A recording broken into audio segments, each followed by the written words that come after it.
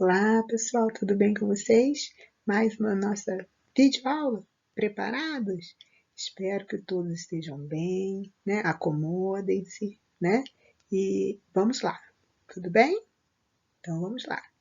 Nessa nossa videoaula, pessoal, nós vamos falar sobre dois assuntos. Mas antes, a Roberta vai dar uma revisada sobre aquele assunto anterior de energia, uma revisãozinha rápida, e depois vamos falar de mais dois temas, tá? A energia térmica e a eletricidade. Tudo bem? Vamos lá? Vamos então relembrar um pouquinho sobre o que nós falamos sobre energia. O que nós vimos? Vimos que é ela a responsável pelo funcionamento de quase tudo, né? Tudo que se move, né? Tudo que necessita de movimento, necessita então de energia.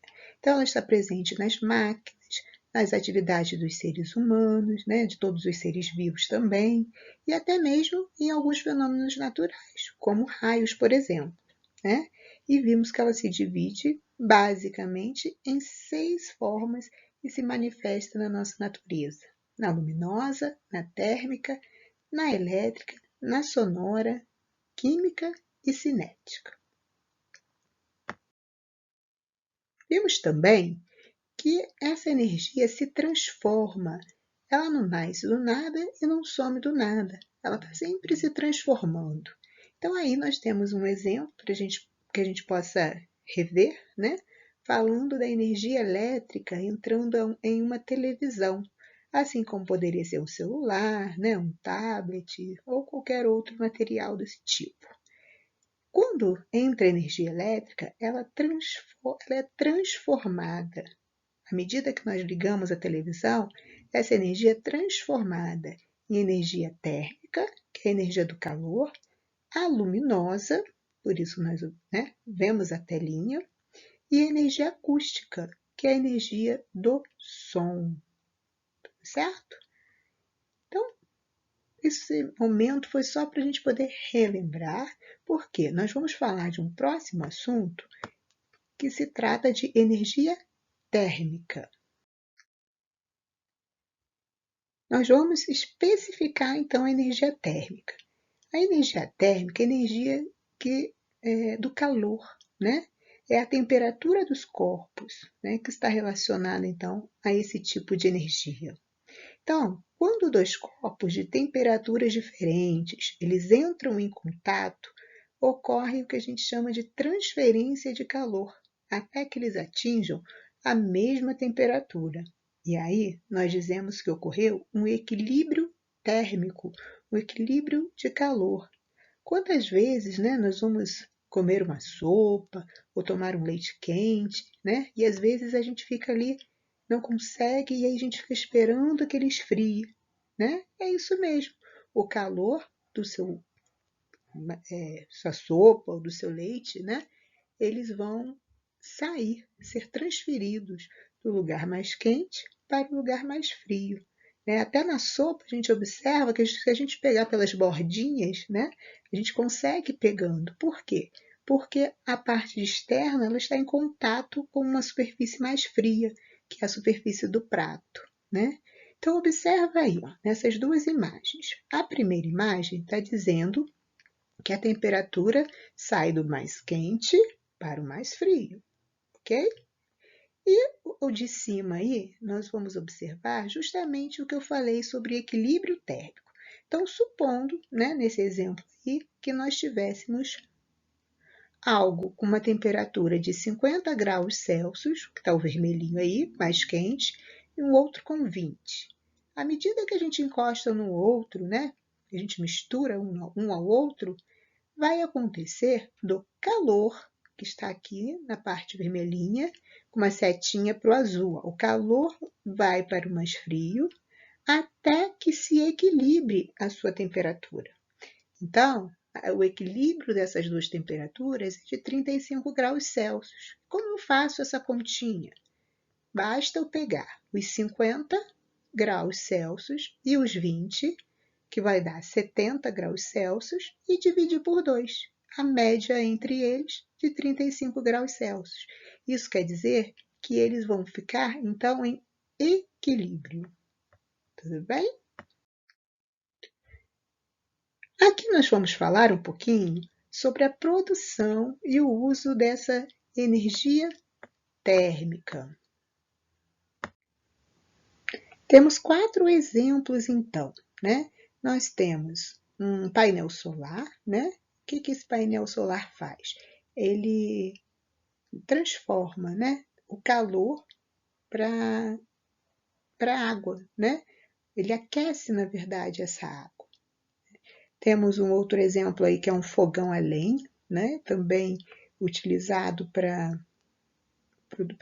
a gente poder substituir, né, o gás de cozinha. Antigamente era muito usado, né?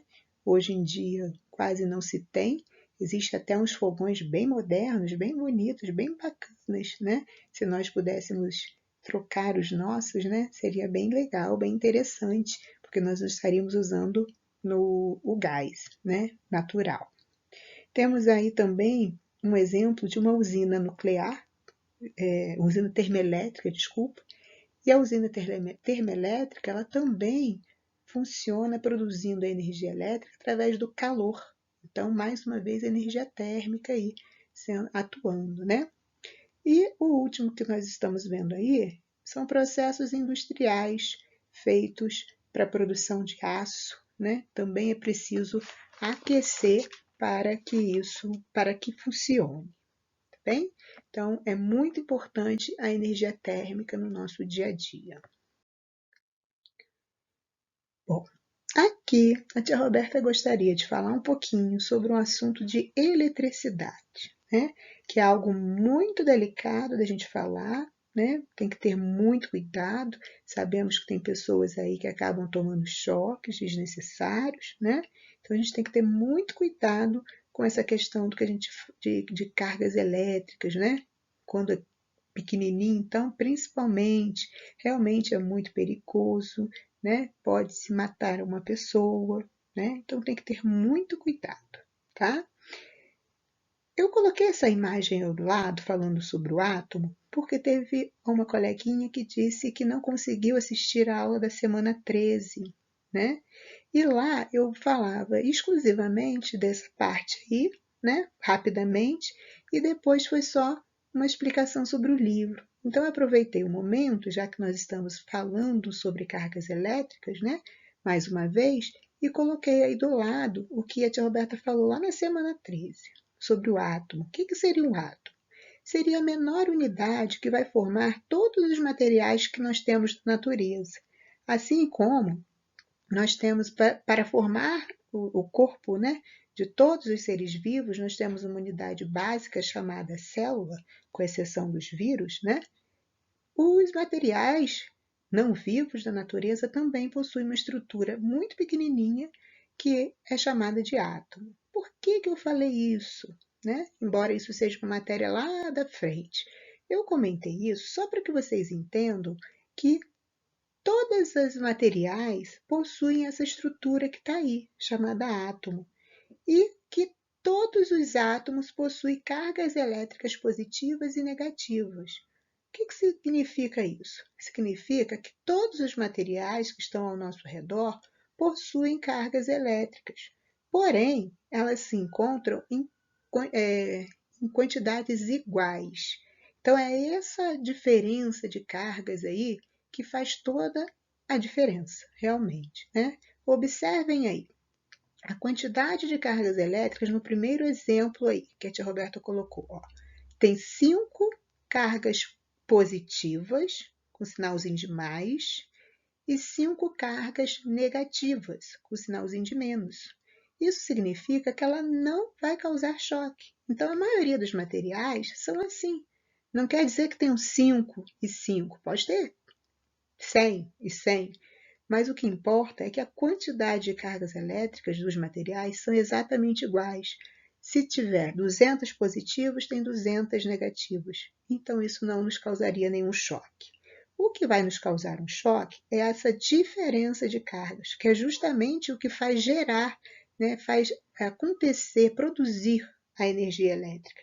A diferença de cargas é que gera, então, né, que produz energia elétrica. Então, nesse segundo exemplo, a gente observa tem 7 cargas positivas com sinalzinho de mais e 2 negativas com sinalzinho de menos. Essa nos causaria um choque, né? Talvez pequeno, mas causaria.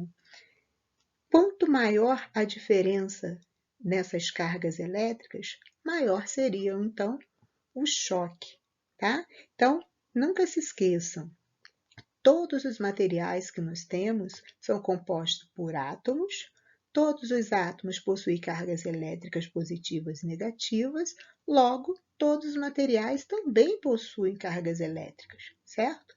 Mas não nos causam choque quando essas cargas elétricas são iguais. Se forem diferentes, é que é o perigo, né? Que vai nos causar o choque.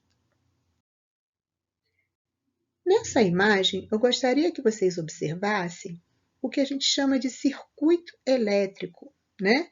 Nós temos aqui o circuito elétrico e as suas partes. Então, eu coloquei aí interruptor, gerador de energia, fios condutores e aparelho. Especifiquei um pouquinho mais o gerador e o aparelho. Por quê? O interruptor não tem muita dúvida, né? É essa parte aí superior em que eu possa abrir e fechar, né? Isso funciona, como um exemplo na nossa casa, né? Como um interruptor mesmo, né? Onde a gente acende e apaga a nossa luz, tudo bem? O gerador de energia, neste caso, é a bateria, mas nós podemos ter outras formas de se gerar energia, né? Nós podemos ter pilhas e a própria energia elétrica presente nas nossas casas. Temos, então, os fios condutores, que são os próprios fios que estão aí nesse circuito, e temos o aparelho, que nesse caso aí é uma lâmpada, mas poderia também ser qualquer outra coisa. Um liquidificador, poderia ser uma televisão, né? Poderia ser qualquer coisa que a gente tenha em casa que a gente precise ligar, né? Então, reparem bem as partes principais, então, de um circuito elétrico: interruptor, gerador de energia, fios condutores e o aparelho. Por que eu estou falando isso? Nós vamos ver agora, né, na página seguinte, um circuito elétrico aberto e um circuito elétrico fechado. O que significa isso? Se nós olharmos essa imagem aqui, tem a ver com esse interruptor que está aqui. Nesse caso, a gente está observando que o interruptor está fechadinho, mas ele poderia estar aberto. E qual a diferença entre os dois? Observa que esta lâmpada está acesa, tudo bem? Então, vamos para o próximo slide, que vocês vão entender um pouquinho melhor. Aqui, eu coloquei para que vocês observem o circuito aberto e o fechado, tá? Qual a diferença? Vamos pensar. O circuito fechado é aquele circuito da página anterior, que ele estava fechado e a lâmpada estava acesa, né? Então, vamos perceber que se esse circuitozinho aqui, ó, onde está essa chave, escrito chave fechada e chave aberta, toda vez que o circuito estiver fechado, vai acontecer a passagem de energia e o nosso aparelho vai funcionar. Até porque, vamos pensar, gente, olha no aberto. Se está aberto, como que as cargas elétricas da pilha, que nós teríamos que ter cargas positivas e cargas negativas para fazer com que essa lâmpada funcionasse, certo? Então, do lado esquerdo aí está saindo as cargas negativas, do lado direito está saindo as cargas positivas. Observem depois uma pilha, né? Pega uma pilha e observa. Nós temos o lado positivo e o lado negativo. Se nós colocarmos ela de forma contrária no nosso aparelho, não funciona, né? Por quê? Porque existe essa diferença. Então, prestem atenção. Aqui, nesse caso, olha isso. Quando está aberto, não tem como essa carga positiva passar. Se não tem como essa carga passar, não tem como a lâmpada ficar acesa, certo? Então, só fica acesa quando o circuito estiver fechado. Então, na sua casa, estou lá no meu quarto e vou acender a minha luz. Quando eu vou acender a minha lâmpada, o que vai acontecer? À medida que eu acendo, quer dizer que eu fechei o circuito, tá? Fechei. Quando eu apago a minha luz, quer dizer que eu abri o circuito, porque quando eu abro, não ocorre, então, a passagem da energia elétrica. Tudo bem? Nessa página, nós vamos falar um pouquinho sobre a questão de bons condutores e maus condutores de energia, tá? Nós temos, então, quem são eles?